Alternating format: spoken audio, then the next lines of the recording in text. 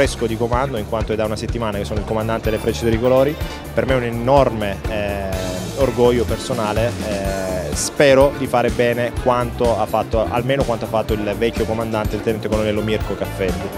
Sì, per essere pilota delle Frecce Tricolori bisogna ogni pilota delle Frecce Tricolori è pilota dell'aeronautica militare. Fa parte del processo formativo di ogni pilota dell'aeronautica militare, quindi si è prima nei reparti operativi dell'aeronautica militare, reparti jet, dopo attraverso una selezione si può far parte di questa squadra, le squadre delle Frecce Tricolori. Per diventare poi comandante, ovviamente prima di diventare comandante c'è un percorso all'interno delle Frecce Tricolori, quindi c'è tutto un processo formativo.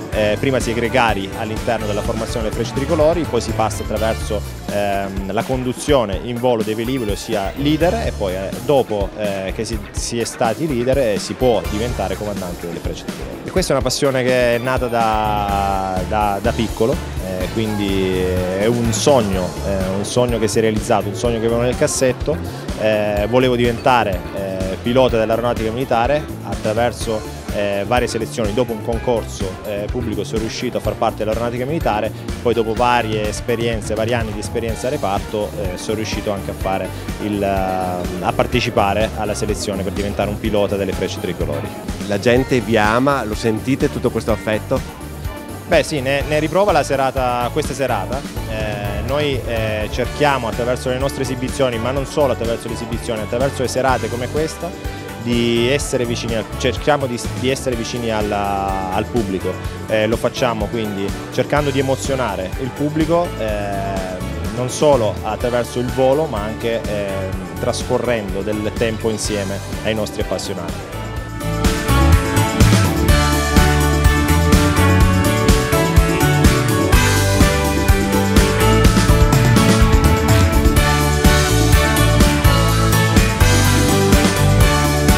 Questa è una serata importante perché abbiamo la pattuglia acrobatica che rappresenta l'Italia nel mondo, e qua ci sono tutti gli appassionati, ci sono i presidenti di tanti club, e noi in Italia abbiamo 140 club.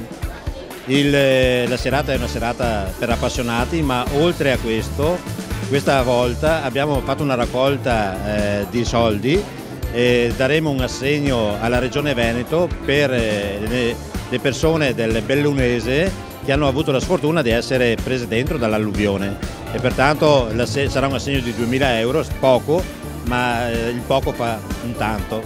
Inoltre questa sera abbiamo dei rappresentanti, dei ricercatori della Città della Speranza, hanno l'obiettivo di informare la gente sul lavoro silenzioso che loro svolgono a Padova, dove c'è il centro di ricerca più importante d'Europa, e questa sera avranno lo scopo di divulgare proprio questo tipo di lavoro che viene fatto per salvare i bambini affetti da leucemia. Non dobbiamo